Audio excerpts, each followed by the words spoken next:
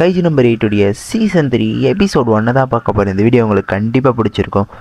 Attack பண்ண ரெடியாக நின்றுக்கிட்டு இருக்கும். தயவு செய்து இங்கே இருக்காது, இங்கேருந்து ஓடிடு சொல்லிக்கிட்டு இருக்கும்போது நம்ம ஹீரோ பயங்கர கேஷுவலாக நின்றுக்கிட்டு இருப்பான். அப்போ 13th கைஜி பயங்கர ஃபோர்ஸில் பயங்கர பவர்ஃபுல்லான ஒரு பஞ்சை கொடுக்க அத்தை கைஜி நம்பர் 8 அசால்ட்டாக ஒரே கையில் தடுத்த கையோட சும்மா விட முடியுமான்னு சொல்லி அசால்ட்டாக ஒரே பஞ்சு நெஞ்சிலே இறக்குறான். நம்மளால அப்படியே இறக்கல அவன் பறந்து போய் செவுத்துல அடிச்சுட்டு போயிடான். அவன் அடிச்ச அடியில் கோரே தனியாக தெரிகிற அளவுக்கு பயங்கரமான பஞ்சு அது. அப்படி கிக்கரோ கிட்ட இந்த கைஜிக்கிட்டேயோ ஏதோ ஒன்று பேசுது. கைஜி நம்பர் 8 வேற இடத்துல இருக்கு, அந்த இடத்துக்கு நீ வேகமாக போகணும், எல்லாம் நம்ம படையை ஒன்று சேர்ந்தால் தான் அதை ஈஸியாக போட்டு தள்ள முடியும் அப்படின்னு சொல்லி ஏதோ ஒன்று பேசுகிற மாதிரி காட்டுறாங்க. சீசன் 2 உடைய லாஸ்ட் எபிசோடில் கிக்கரோ பெரிய சைஸ் கோடாலி வச்சு அந்த கைஜி அட்டாக் பண்ண பார்த்துருக்கோம்ல, அதுலேருந்து கண்டினியூ பண்ணுறேன்.